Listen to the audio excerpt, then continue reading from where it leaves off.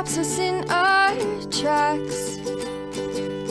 Bravely we prove in our striving, trudging together each day.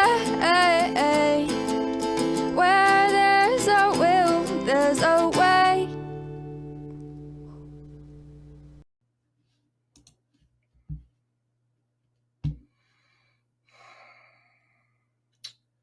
Good afternoon. I was in a great mood this morning. Now I'm not.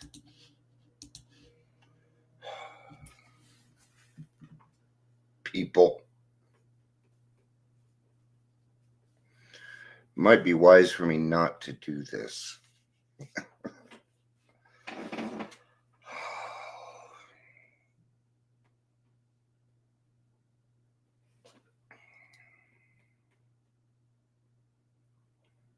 Try and get in the right mind frame here. I'll get there.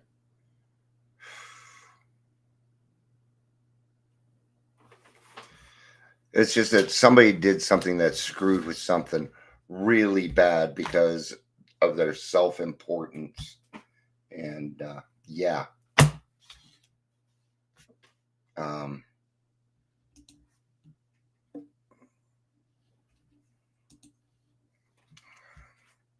We'll go ahead and wait till the 3-minute mark.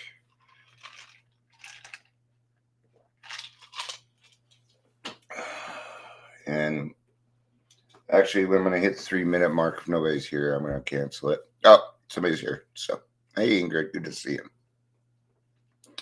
So, I'm just letting you know that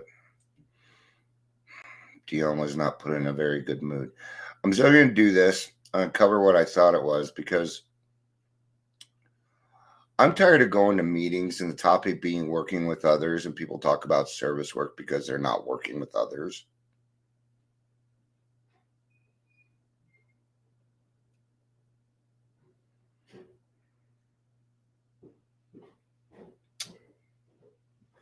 Even when, the thing is, we talk about working with others, that doesn't mean you talk about other people. You got to share your own experience. See, when I used to bring the topic up of working with others, people would talk about how they found their sponsees. We don't have those conversations anymore. Hi, Chris. Good to see you.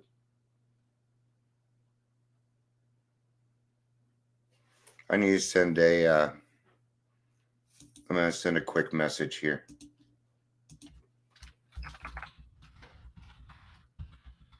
All right. I have to. I do. All right. Been a while since I've had to give somebody a butt reaming, but somebody's getting one to see. They're getting one today. So I'm going to read from Working with Others. All right. Page 89.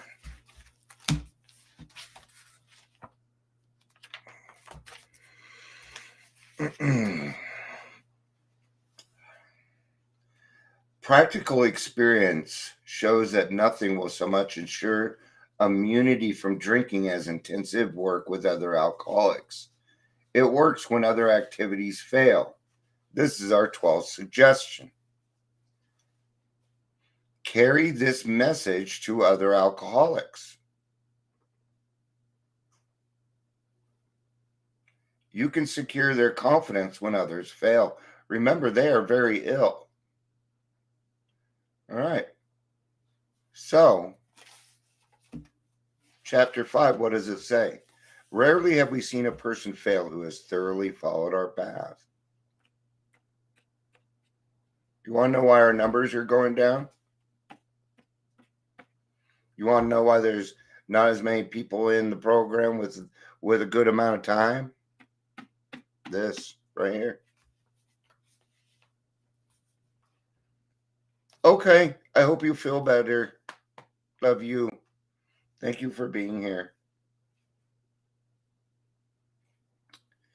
So when we're working with others, I just heard somebody say in a meeting, I hope I'm blessed that somebody asked me to sponsor them when I'm ready. So you're already setting yourself up for failure. Right there. You can't do that. That is an expectation.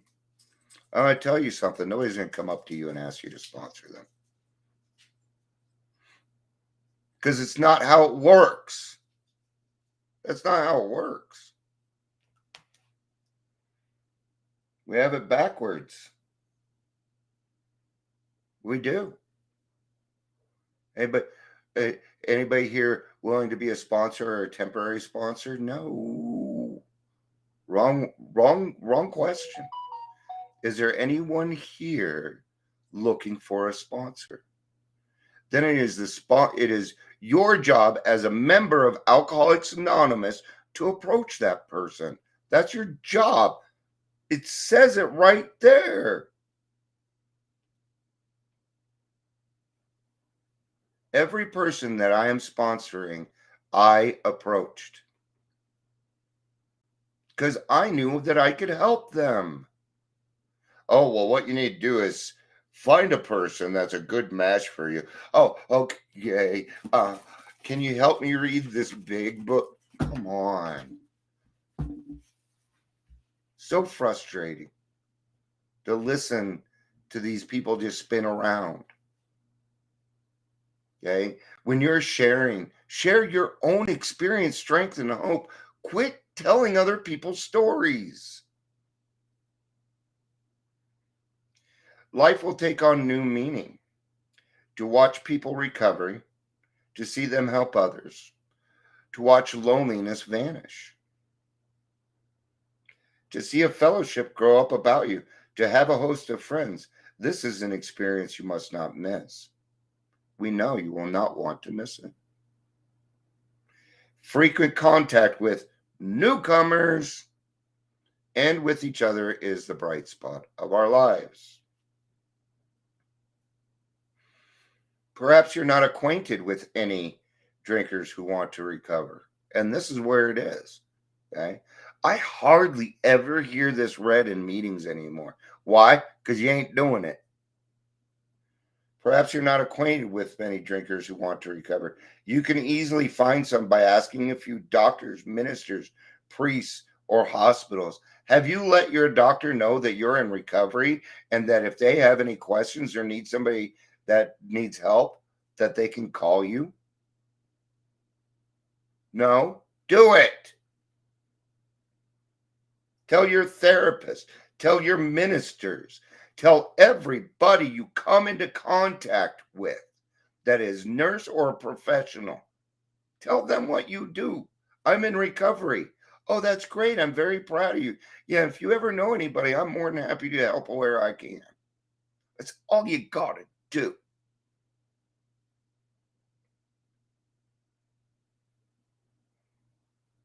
They will be only too glad to assist you. Do we think that newcomers just magically appear at meetings? Come on. No, that isn't how it works. Don't start as an evangelist or reformer. Unfortunately, a lot of prejudice exists. You will be handicapped if you arouse it.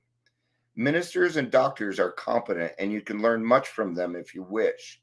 But it happens that because of your own drinking experience, you can be uniquely useful to other alcoholics. So cooperate, never criticize. To be helpful is our only aim. Right. This part was also discussed in our meeting. This next part. On whether the person is willing or not. That's what we talked about. When you discover a prospect for Alcoholics Anonymous, find out all you can about him.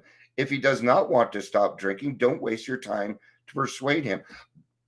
That's what they read. But listen, you may spoil a later opportunity. You're not reading the whole thing. They should be patient.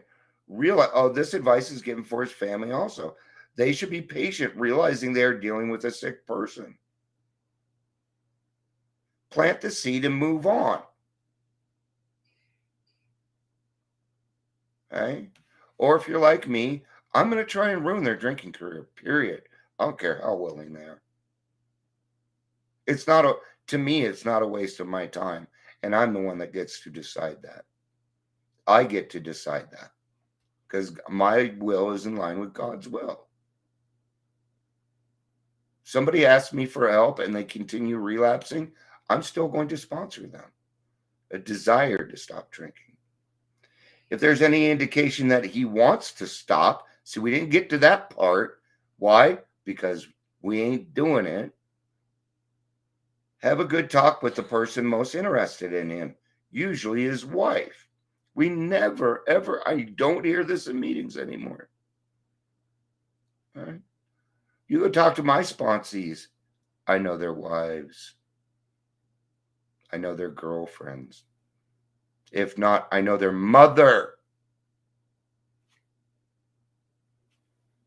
Do you? Do you know that about your sponsees? Oh, no, we just became friends. Not friends with any. Friends, yeah, I guess I'm friends with some of my sponsees. All right. Get an idea of his behavior, his problems, his background, the seriousness of his conditions, and his religious leanings. Okay? You need this information to put yourself in a place to see how you would like him to approach you if the tables were turned. Why are we not talking about this stuff in meetings? Why?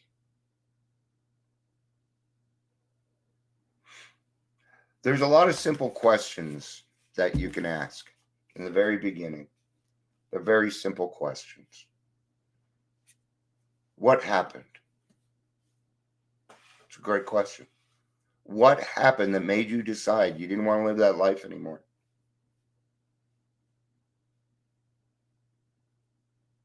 They're going to give you the answer, right? Then you're going to use that. Find out who they're closest to and use it. Okay? Feel, felt, found is a great thing to use. I know how you feel. I felt that way, but I found the answer. And we can do this because we don't want anything in return. Nothing in return. Okay? You do not get paid for sponsorship. Service work is an unpaid position, whether it's sponsoring, emptying ashtrays, hosting a meeting, whatever it is. You do not get paid for those. So when you go into meetings and you talk about your clients, if you're getting paid, that's not sponsorship. So stop talking about it. That's not sponsorship. That's mentorship. Okay? Pretty much it's the same, yes. But we don't get paid to do AA work. I don't. Okay? That's all I got on it. There's probably more, but I am so upset by something right now that that it's just tough for me. And I don't want to be yelling and screaming on here because you guys don't want to hear it. So thank you for being here, Chris. It was good to see you. Ingrid, I hope you start feeling better. And anybody else that I missed, thank you all for being here. I love you. Peace out and have a day.